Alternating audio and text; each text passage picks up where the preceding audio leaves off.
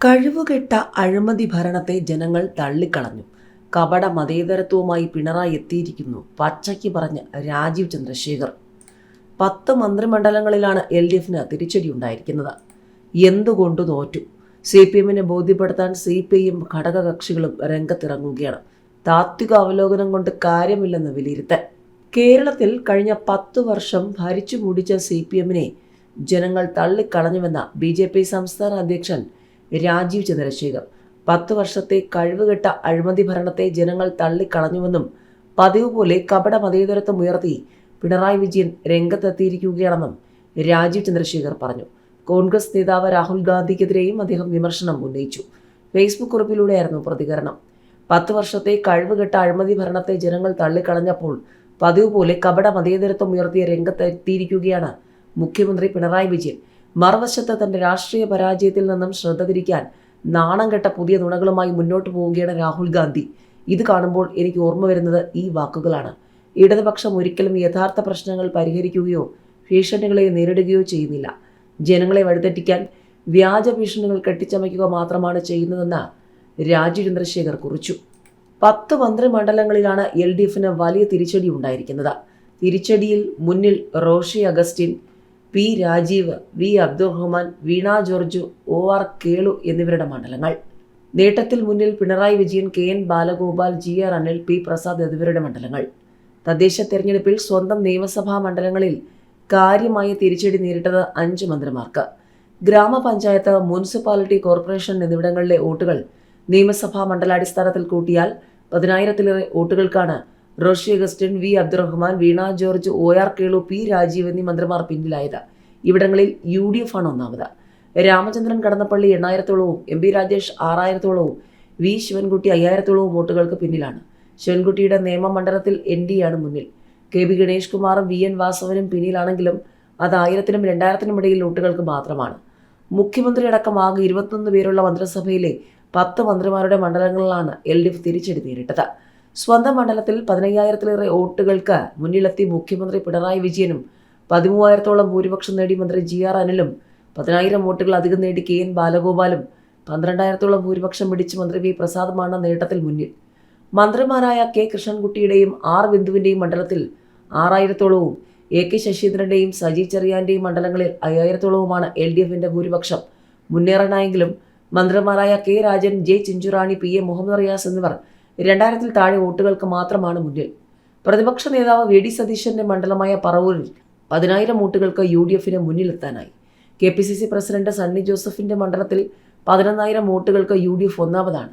CPM സംസ്ഥാന secretary MV ഗോവിന്ദന്റെ മണ്ഡലമായ തളിപ്പറമ്പിൽ 2,000-ഓളം വോട്ടുകൾക്ക് UDF മുന്നിലാണെങ്കിലും ഇതിന് കീഴിലെ ആന്തൂർ മുനിസിപ്പാലിറ്റിയിലെ 5 വാർഡുകളിലും മലപ്പട്ടം പഞ്ചായത്തിലെ 3 വാർഡുകളിലും എതിരില്ലാതെ LDF നേതാക്കൾ തിരഞ്ഞെടുക്കപ്പെട്ടതിനാൽ കാറ്റ് LDFന് അനുകൂലമാണ്.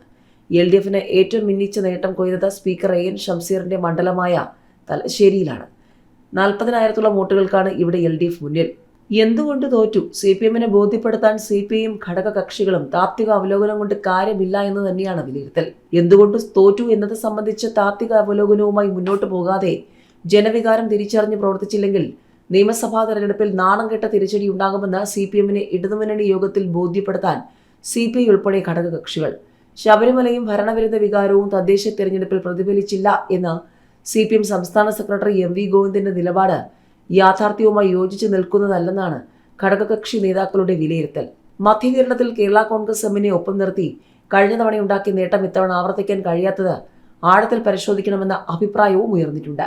മുഖ്യമന്ത്രിക്കെതിരെ ഉയർന്ന വിമർശനങ്ങൾ, പ്രവർത്തന ശൈലി, തെരഞ്ഞെടുപ്പിന് തൊട്ടുമുൻപ് മുഖ്യമന്ത്രിക്ക് വാഹനം വാങ്ങാൻ 1 കോടിയിലേറെ അനുവദിച്ചത്, ആശാസമരത്തിനെതിരെ സ്വീകരിച്ച നിലപാടുകൾ, PM ശ്രീ വിവാദം തുടങ്ങിയ വിഷയങ്ങൾ താഴെത്തട്ടിലുള്ള വോട്ടർമാരെ സ്വാധീനിക്കുന്നുണ്ടെന്നും ന്യായീകരിച്ച് മറച്ചുപിടിച്ചിട്ട് കാര്യമില്ലെന്നും ഘടകകക്ഷി നേതാക്കൾ പറയുന്നു. ഇടതുമുന്നണിയുടെ ശക്തി കേന്ദ്രങ്ങളിൽ BJP നടത്തുന്ന മുന്നേറ്റം അതീവ ഗൗരവത്തോടെ പഠിച്ച് പരിഹാരം കാണണമെന്നും ഇവർ ആവശ്യപ്പെടുന്നു. തെരഞ്ഞെടുപ്പ് പരാജയം സംബന്ധിച്ച് മുന്നണിയിലെ 2 പ്രധാന കക്ഷികളുടെ വിലയിരുത്തലിലെ വൈരുദ്ധ്യവും മുന്നണി യോഗത്തിൽ ചർച്ചയാകും. ശബരിമല സ്വർണ്ണക്കൊള്ള വിഷയത്തിൽ CPM സ്വീകരിച്ച നിലപാടുകൾ പൊതുസമൂഹം അംഗീകരിച്ചിട്ടില്ല എന്ന നിലപാടാണ് CPIക്കുള്ളത്. പാർട്ടി ജില്ലാ കമ്മിറ്റി അംഗം ഉൾപ്പെടെ ആരോപണ വിധേയരായി അഴിക്കുള്ളിലായപ്പോൾ തള്ളിപ്പറയുകയും നടപടി സ്വീകരിക്കുകയും ചെയ്യാതെ ന്യായീകരിക്കാനാണ് ശ്രമിച്ചത്. ഇത് വോട്ടർമാരുടെ അവിശ്വാസത്തിന് കാരണമായി. മുഖ്യമന്ത്രിയുടെ പ്രവർത്തന ശൈലി സംബന്ധിച്ചുയരുന്ന ആക്ഷേപങ്ങൾ പരിശോധിക്കണമെന്നും CPIയുടെ ഒരു വിഭാഗം ആവശ്യപ്പെടുന്നുണ്ട്. എല്ലാം മുഖ്യമന്ത്രി തീരുമാനിക്കുന്നു, മുന്നണിയെ വിശ്വാസത്തിലെടുക്കുന്നില്ല, ഒറ്റയാൾ പട്ടാളമായി മുഖ്യമന്ത്രി മാറുന്നു എന്ന ചോദ്യവും ഉയർന്നിട്ടുണ്ട്. സർക്കാരിന്റെ മുൻഗണനാക്രമത്തിൽ മാറ്റം വേണമെന്ന് CPI നേരത്തെ ആവശ്യപ്പെട്ടെങ്കിലും അത് ഗൗരവത്തിലെടുത്തില്ല. ക്ഷേമം, ആരോഗ്യം, വിദ്യാഭ്യാസം, പരമ്പരാഗത വ്യവസായം, സിവിൽ സപ്ലൈസ്, കൃഷി എന്നിവയ്ക്ക് മുൻഗണന നൽകണമെന്നാണ് പാർട്ടി നിലപാട്. അതേസമയം നിയമസഭാ തെരഞ്ഞെടുപ്പ് ആസന്നമായിരിക്കെ വിഴുപ്പലക്കി എതിരാളികൾക്ക് ആയുധം കൊടുക്കാതെ ജാഗ്രതയോടെ മുന്നോട്ട് പോയാൽ മതിയെന്നാണ് CPI നേതൃത്വത്തിന്റെ തീരുമാനം. അതിനിടെ ഇടതുമുന്നണിക്കൊപ്പം ഉറച്ചുനിന്ന് നിയമസഭാ തെരഞ്ഞെടുപ്പിനെ നേരിടാനാണ് കേരള കോൺഗ്രസ് എമ്മിന്റെ തീരുമാനം. തെരഞ്ഞെടുപ്പിലെ പരാജയത്തിന്റെ പേരിൽ മുന്നണി വിടില്ലെന്ന് party general secretary Stephen George പറഞ്ഞു. അങ്ങനെയെങ്കിൽ പാർലമെന്റ് തെരഞ്ഞെടുപ്പ് കഴിഞ്ഞപ്പോൾ അതാകാമായിരുന്നു. അണികൾ പാർട്ടിക്കൊപ്പമുണ്ടെന്ന് തിരിച്ചറിഞ്ഞതുകൊണ്ടാണ് UDF തുടർച്ചയായി ക്ഷണിക്കുന്നതെന്നും സ്റ്റീഫൻ ജോർജ് പറഞ്ഞു.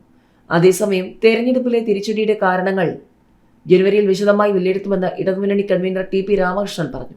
ഘടകകക്ഷികളുടെ വിലയിരുത്തലുകൾ പൂർത്തിയാകാത്ത സാഹചര്യത്തിൽ ഇന്നത്തെ യോഗത്തിൽ വിശദമായ ചർച്ചയുണ്ടായില്ലെന്നും അദ്ദേഹം പറഞ്ഞു. ജനവിധി മാനിച്ചുകൊണ്ട് അവസരവാദപരമല്ലാത്ത നിലപാടുകളായിരിക്കും LDF സ്വീകരിക്കുക. മുന്നണിക്ക് പ്രതീക്ഷിച്ച വിജയം ഉണ്ടായില്ല. ജനങ്ങളുടെ പ്രതികരണം ആഴത്തിൽ പരിശോധിക്കുമെന്നും TP രാമകൃഷ്ണൻ പറഞ്ഞു.